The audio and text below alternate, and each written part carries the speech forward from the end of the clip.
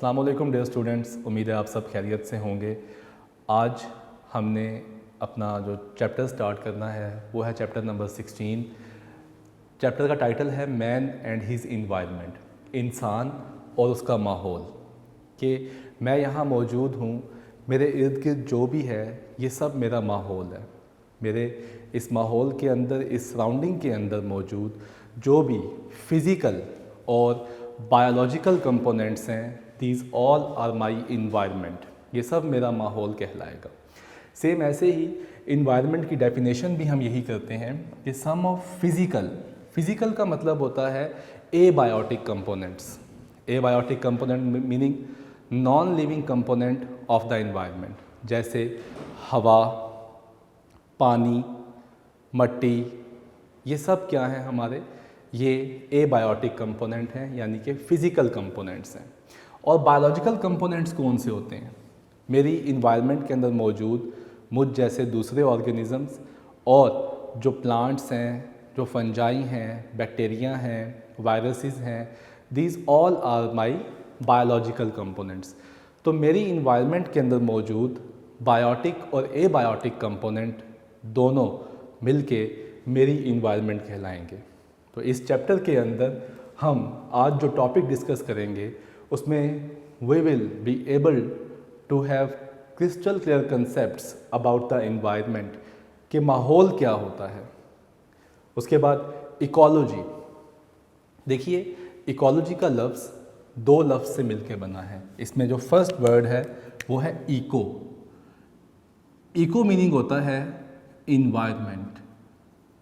लोगी, you know that कि logos का मतलब होता है थॉट या रीजनिंग। कि इकोलॉजी बेसिकली वो ब्रांच है बायोलॉजी की जिसमें हम स्टडी करते हैं inter relationship between living organisms and their environment.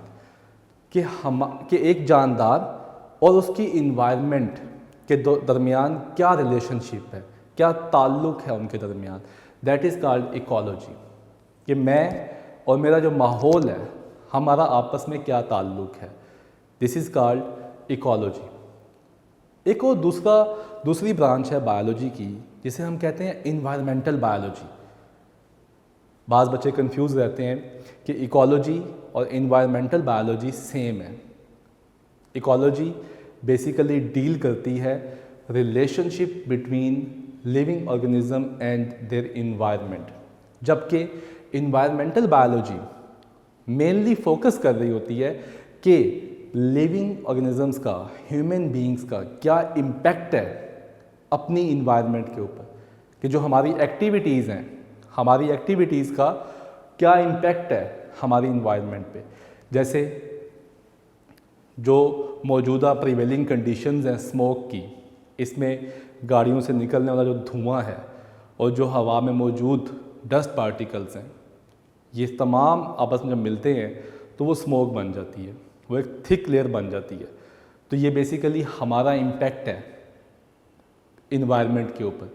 This is called, ये जो एयर पोल्यूशन पढ़ते हैं हम, वाटर पोल्यूशन पढ़ते हैं, साउंड पोल्यूशन पढ़ते हैं, कि जो इम्पैक्ट है किसी भी जानदार का, यानी कि ह्यूमन बीइंग्स का अपनी इन्वायरमेंट के ऊपर, वो कहलाता है इन्वायरमेंटल बायोलॉजी।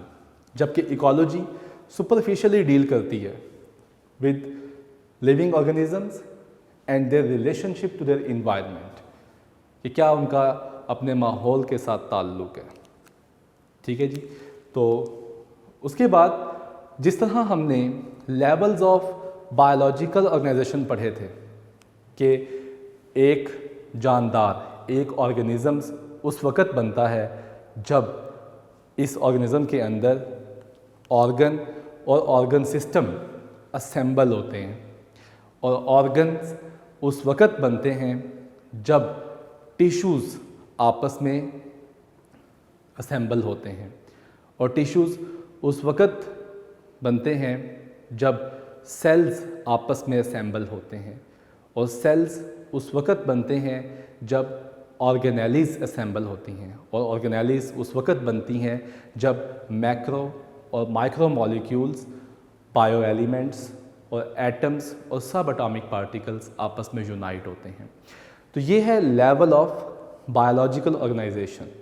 तो एक इकोलॉजी, एक इन्वायरमेंट उस वक़्त बनती है जब उसमें स्पीशीज़ मौजूद होती हैं। स्पीशीज़, हम इसकी डेफिनेशन पढ़ चुके हैं कि स्पीशीज़ की डेफिनेशन क्या है। 9th क्लास में हमने इसकी डेफिनेशन पढ़ी है बायोडाइवर्सिटी के चैप्टर में कि species is a group of organisms that can interbreed freely among themselves and produce fertile offsprings, and they are reproductively isolated from all other such groups in nature।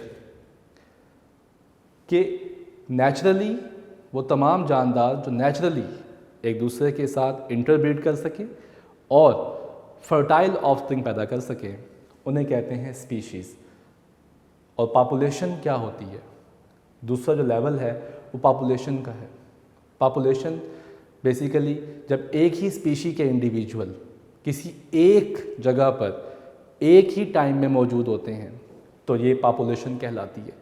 For example, एक bio की classroom के अंदर मौजूद we all organisms, we all individuals belong to the same species, so the number of students present in a bio class is an example of population. The number of human beings present in a city is called population. ये definition आपने 9th class में भी पढ़ चुके हैं आप इसे। Population के अंदर there are some attributes. Attributes का मतलब क्या होता है? Attribute उन खसूसियात को कहते हैं जो किसी एक स्पेसिफिक चीज़ से रिलेट कर रही हैं।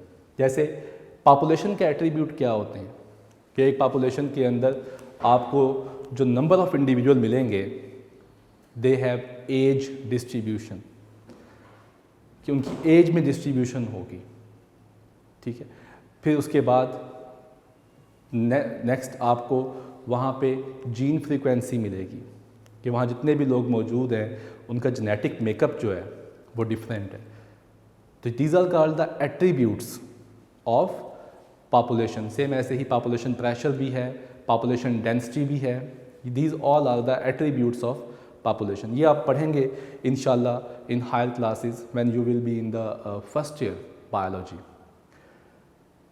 जब डिफरेंट पॉपुलेशंस आपस में एक दूसरे के साथ इंटरेक्ट करती हैं, एक जगह पे रहती हैं एक ही टाइम में, तो वो कहलाती हैं कम्युनिटी।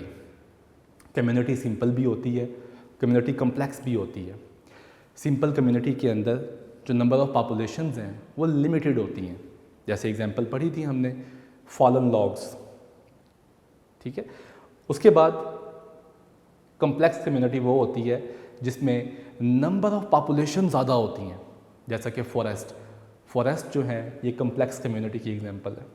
और कम्युनिटी कभी भी यूनिफॉर्म नहीं रहती, डायनामिक होती है, डिपेंड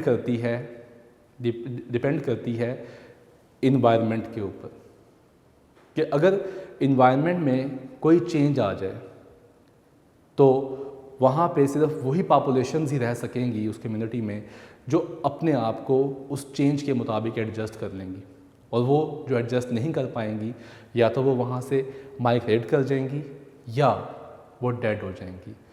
सो कम्युनिटी डायनामिक होती है, चेंज होती रहती है, डिपेंड करती है क्लाइमेट के ऊपर।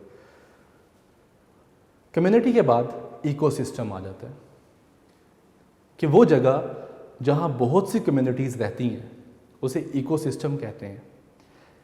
इकोसिस्टम सेल्फ सफिशिएंट यानी कि खुद मुख्तार यूनिट होता है किसी भी इन्वायरमेंट का, दैट इज़ फॉर्म्ड, जो उस वक़्त बनता है जब इंटरेक्शन होता है बायोटिक यानी कि लिविंग कम्युनिटी का विद ए बायोटिक कम्युनिटी यानी कि नॉन लिविंग जो इन्वायरमेंट है उसके साथ। फॉर एग्ज़ाम्पल, अगर हम नेचुरल कम्युनिटी की एग्जांपल लें तो उसमें जो पॉन्ड है ये नेचुरल कम्युनिटी है, सॉरी ये नेचुरल इकोसिस्टम है।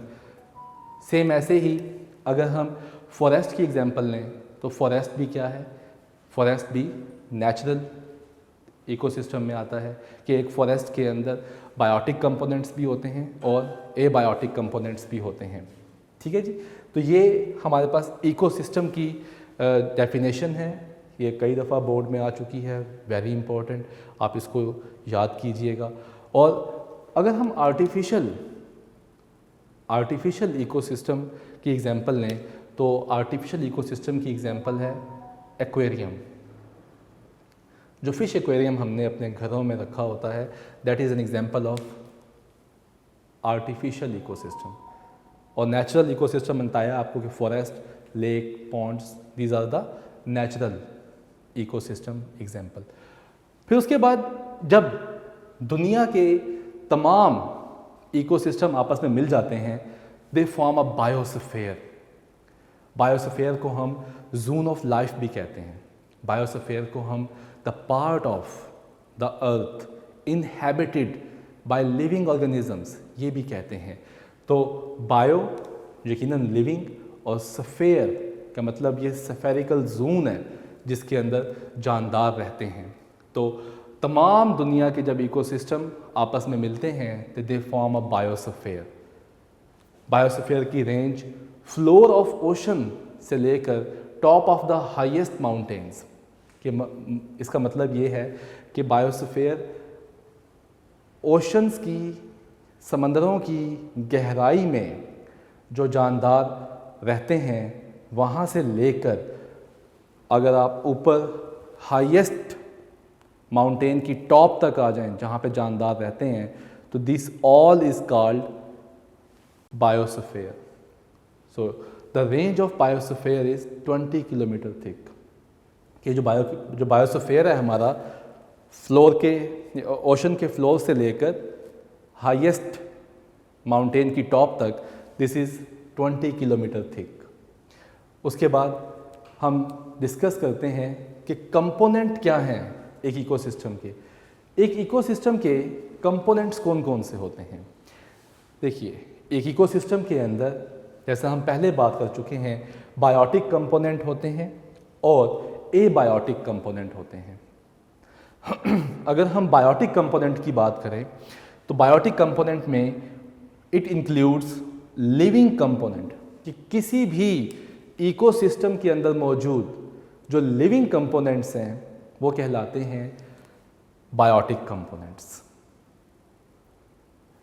प्रोड्यूसर्स, कंज्यूमर, डीकम्पोजर या रिड्यूसर, ये कहलाते हैं बायोटिक कंपोनेंट्स। किसी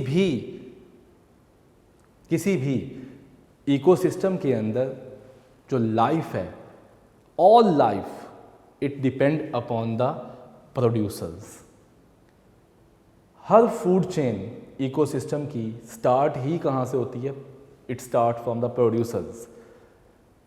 if there are no producer in an ecosystem, there will be no consumer, there will be no decomposer. So remember my point, all life on planet Earth depend upon producers, and these producers definitely depend upon the abiotic components of the environment, light और inorganic molecules जिनसे मिलकर ये अपनी खुराक बनाते हैं। तो abiotic component क्या होते हैं? एबायोटिक कंपोनेंट किसी भी इन्वायरमेंट के नॉन लिविंग कंपोनेंट्स होते हैं। नॉन लिविंग कंपोनेंट्स जैसे air, water, soil, light, temperature, these all are the abiotic components. अब आप देखिए कि एबायोटिक कंपोनेंट्स के लिए कितने लाजमी हैं कि अगर एयर मौजूद ना हो, ऑक्सीजन मौजूद ना हो, तो बायोटिक कंपोनेंट ज़िंदा नहीं रह सकते। वाटर मौजूद ना हो तो water is life. No water no life, no water no metabolic activity, no metabolic activity no survival. उसके बाद अगर हम बात करें सॉइल की, मट्टी की, लाइट की, no light, producer cannot make their own food. If producer cannot make their own food, it means there will be no life. So it means that in an ecosystem, biotic and abiotic components both are very important, and all the biotic components depend upon abiotic components, and all living organisms depend upon producers. So these are the biotic component and abiotic component. The difference is very important. एक बात आप याद रखिएगा कि जब भी आपसे monthly test में, टर्म पेपर्स में, प्री बोर्ड में या बोर्ड के एग्ज़ाम में जब भी आपसे डिफरेंस पूछा जाए तो आपने हमेशा डिफरेंस बयान करने के लिए दरमियान में इस तरह से एक लाइन ड्रॉ करनी होती है।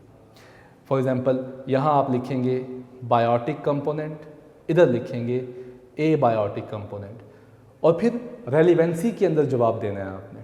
कि फॉर एग्ज़ाम्पल अगर आप पहला पॉइंट ये लिख रहे हैं कि बायोटिक कंपोनेंट जो हैं ये किसी भी इकोसिस्टम का लिविंग कंपोनेंट है, तो यहाँ जो पहला पॉइंट होगा वो क्या होगा कि इकोसिस्टम के नॉन लिविंग कंपोनेंट। मतलब ये नहीं है कि यहाँ आपने बयान किया कि बायोटिक कंपोनेंट जो हैं वो लिविंग कंपोनेंट हैं और इधर आप लिख रहे हैं कि एयर, वाटर, नो। हमेशा जवाब जब भी आप दें डिफरेंस बयान करने के लिए तो उनके जो पॉइंट्स हैं वो आपस में रेलिवेंट होने चाहिए। ज़्यादा सूटेबल तरीका यही होता है कि हम पहले जो डिफरेंशियल पॉइंट्स हैं उनमें डेफिनेशन बताएं, ठीक है जी, फिर उसके बाद इनकी एग्जाम्पल बयान करें।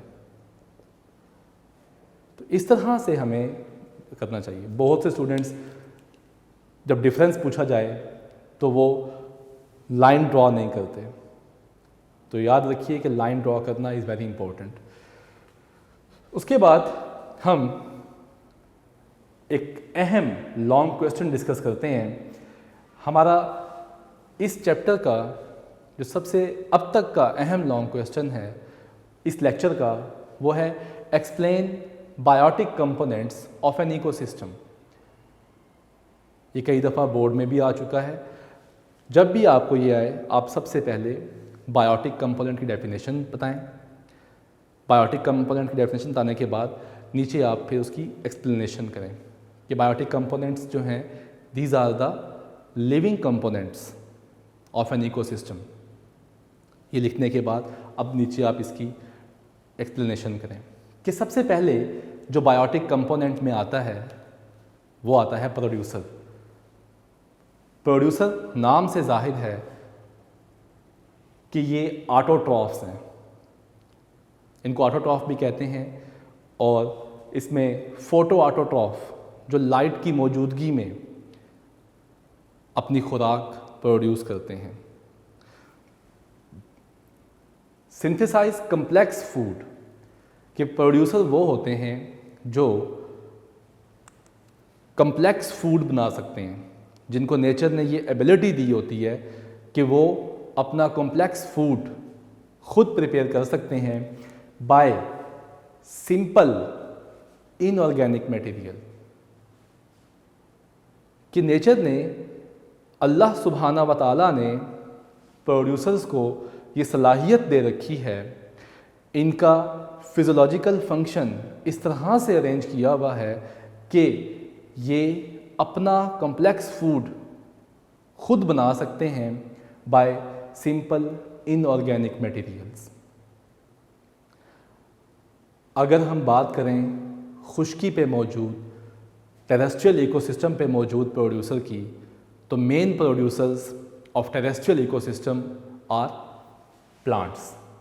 पौधे टेरेस्ट्रियल इकोसिस्टम का मेन प्रोड्यूसर हैं। By the process of photosynthesis plants can make their own complex food, यानी कि glucose, by simple inorganic material like carbon dioxide and water in the presence of sunlight and photosynthetic pigment called chlorophyll. अगर हम aquatic ecosystem की बात करें तो आप एक बात याद रखिएगा कि एक्वेटिक इकोसिस्टम के अंदर सबसे मेजर प्रोड्यूसर्स जो हैं वो एल्गी हैं।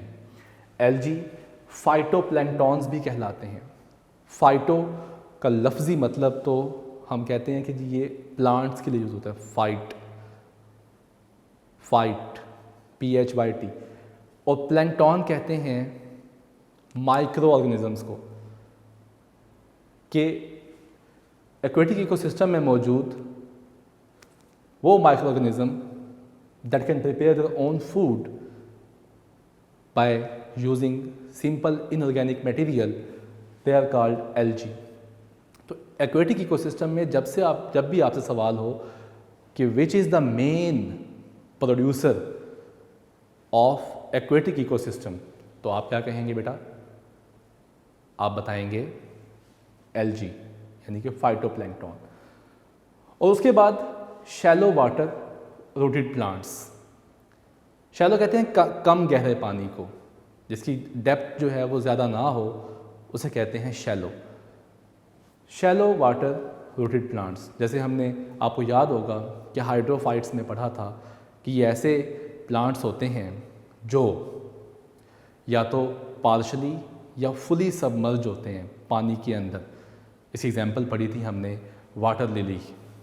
तो ये बेसिकली उसी की बात की जा रही है कि शैलो वाटर रूटेड प्लांट्स की। इसके बाद जो नेक्स्ट कंपोनेंट हैं बेटा वो हैं कंज्यूमर। बेटा ये हेट्रोट्रॉफ होते हैं, ये अपना फूड खुद नहीं बना सकते, इनको नेचर ने ये सलाहियत नहीं दी हुई। कंज्यूमर्स अपना फूड लेते हैं प्रोड्यूसर से और फिर उससे अपनी एनर्जी हासिल करते हैं ताकि ग्रोथ और डेवलपमेंट कर सकें। सो कंज्यूमर्स हेट्रोट्रॉफ होते हैं। Consumers can not prepare their own food, they fulfil their nutritional needs from producers. Consumers में मुख्तलिफ टाइप्स हैं। पहली टाइप कहलाती है हर्बीवोर।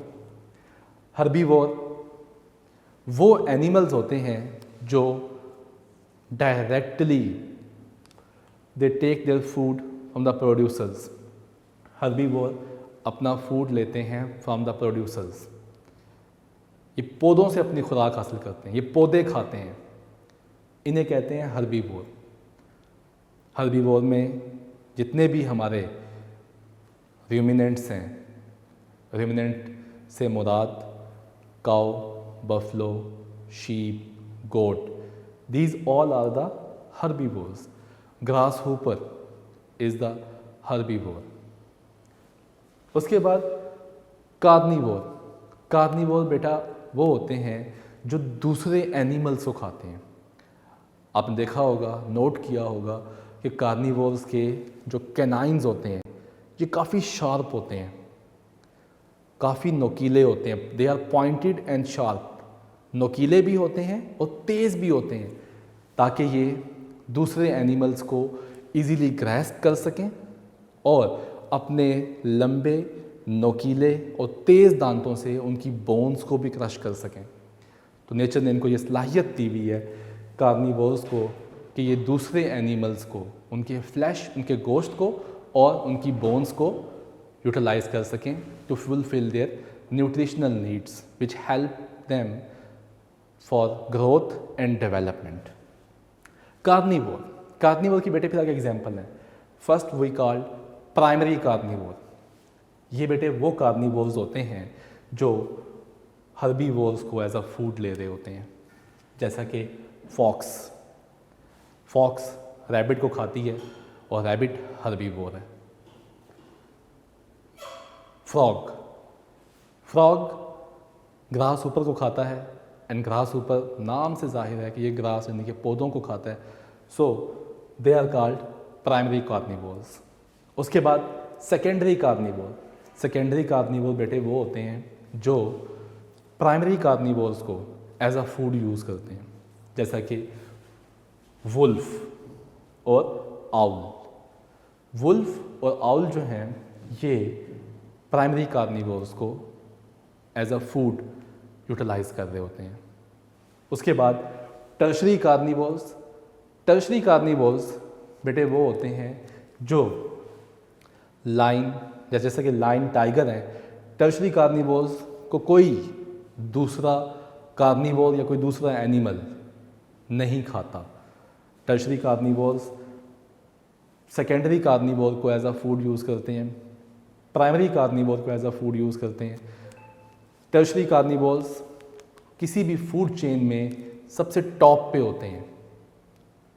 और हाँ, व्हेन दे डेड, जैसे लायन टाइगर जब डेड हो जाएं तो उसके बाद फिर इनको बैक्टीरिया और फंजाई इनको रिड्यूस करते हैं, डीकम्पोज करते हैं, वो एक फर्दर स्टोरी है।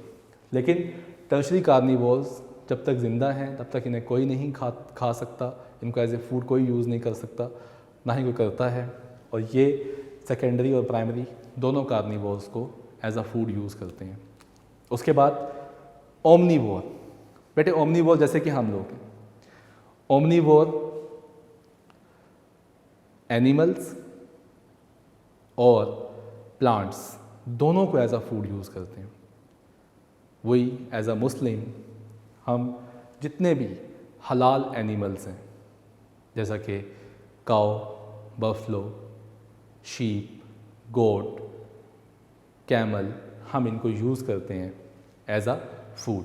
और हम सब्जियां, फ्रूट्स यानी कि प्लांट्स को भी इंटेक करते हैं as a food.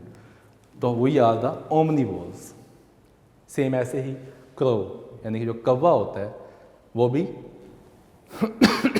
Excuse me, जो कौवा होता है बेटा वो भी यूज़ करता है फ्लैश एंड प्लांट्स, मतलब गोश्त और प्लांट दोनों को एज अ फूड यूज़ करता है।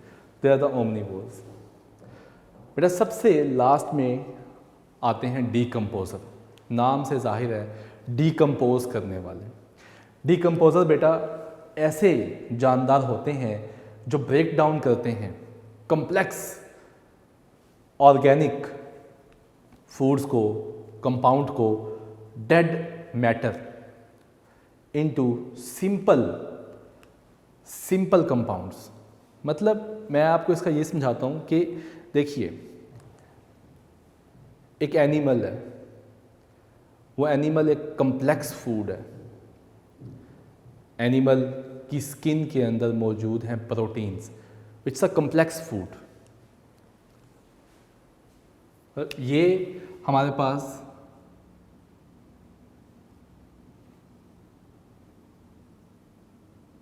ये एक डेड एनिमल है, ये कम्प्लेक्स फूड है। इसकी स्किन में मौजूद हैं प्रोटीन्स। यू नो दैट कि प्रोटीन्स कम्प्लेक्स होती हैं।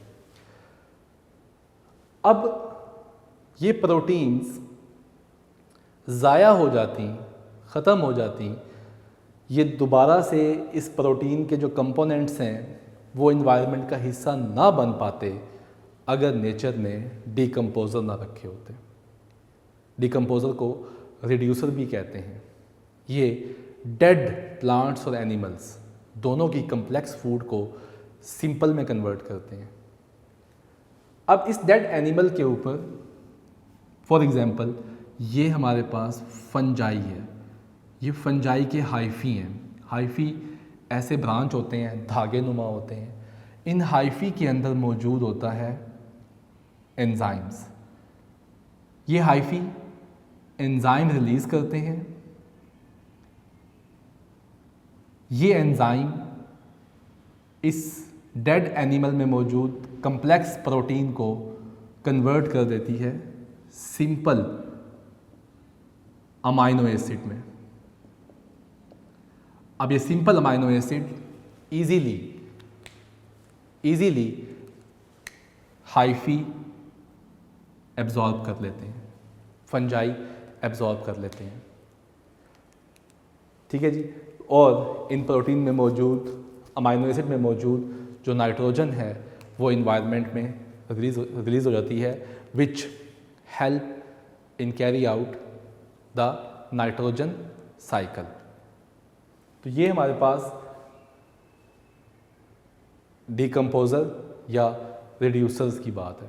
तो डिकम्पोज़र और रिड्यूसर, इसकी जो मेन एग्जांपल्स हैं वो बैक्टीरिया और फंजाई हैं। बैक्टीरिया और फंजाई दोनों डिकम्पोज़र हैं, दोनों रिड्यूसर हैं। दोनों बैक्टीरिया और फंजाई डेड एनिमल्स और प्लांट्स में मौजूद कम्प्लेक्स फूड को सिंपल फूड में कन्वर्ट करते हैं by exocellular enzymes. You know that कि अगर इन्वायरमेंट में एंजाइम को रिलीज़ करके कम्प्लेक्स फूड को सिंपल में कन्वर्ट किया जाए तो this is called exocellular enzyme and this is called exocellular digestion, कि सेल के बाहर हो रही है digestion. This is called exocellular digestion and these enzymes are called exocellular enzymes. So सबसे अगर मैं आपसे ये सवाल करूं बेटा कि which are the principal decomposer, bacteria या फंजाई या बोथ, मतलब अल्फा ऑप्शन है बैक्टीरिया, बीटा ऑप्शन है fungi and charlie option is both and delta option let's say algae. तो अब आप इसमें से किसको टिक करेंगे? अगर आप pick the odd one choose करते हैं तो एलजी तो नहीं हो सकता, ये आपने क्रॉस कर दिया। पीछे बचते हैं 3, बैक्टीरिया, फंजाई या बोथ। तो इसका जवाब क्या होगा बेटा? यकीनन इन दोनों में से जवाब कौन सा होगा या बोथ होगा, इसका जवाब उस वक़्त आपको मालूम होगा जब आपके पास कंसेप्ट मौजूद होगा। बैक्टीरिया और फंजाई दोनों में से स्वेयर और हार्श कंडीशंस को जो बेयर कर सकता होगा यकीनन वही प्रिंसिपल डिकम्पोज़र होगा। और एक बात याद रखिएगा कि प्रिंसिपल डिकम्पोज़र फंजाई होते हैं, क्योंकि फंजाई सबसे लोएस्ट टेम्परेचर और सबसे हाईएस्ट टेम्परेचर में सर्वाइव कर सकते हैं और हार्श कंडीशंस को बेयर करने के लिए नेचर ने फंजाई की सेल वॉल में काइटन दी होती है। So fungi can tolerate severe conditions, harsh conditions. That's why fungi will be the right answer. Principal decomposer, main decomposer is fungi. So beta, here is the end of our lecture. We have discussed in a very brief and conceptual way about environment, ecology, levels of ecological organization, ecosystem, biotic components, abiotic components और biotic components को fully हमने explain भी किया। तो बेटा ये पूरा topic board के पॉइंट ऑफ व्यू से बेइंतहा इम्पोर्टेंट है। आपको तमाम एग्जाम्पल्स आने चाहिए फॉर MCQ सॉल्विंग, और इसके अलावा इसके अंदर मौजूद इकोलॉजी की डेफिनेशन है, पॉपुलेशन, कम्युनिटी, इकोसिस्टम, जो रेंज दी गई है ये MCQ में आ सकती है, डेफिनेशन ऑफ बायोस्फीयर, फिर difference between biotic and abiotic components and a very important long question, explain biotic components of an ecosystem. तो बेटे मुझे उम्मीद है कि आपको ये लेक्चर बहुत अच्छे से समझ आया होगा।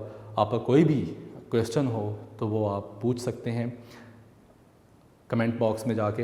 एंड खुश रहें, आबाद रहें और घरों में महफूज रहें ताकि इन्वायरमेंटल पॉल्यूशन से भी बचे रहें और आपको कोई रेस्पिरेटरी डिसऑर्डर्स ना हो, और अपनी इम्यूनिटी को बूस्ट अप करने के लिए अपनी खुराक का ख़ास ख्याल रखें। बहुत शुक्रिया आपका, जज़ाकल्लाह खैर।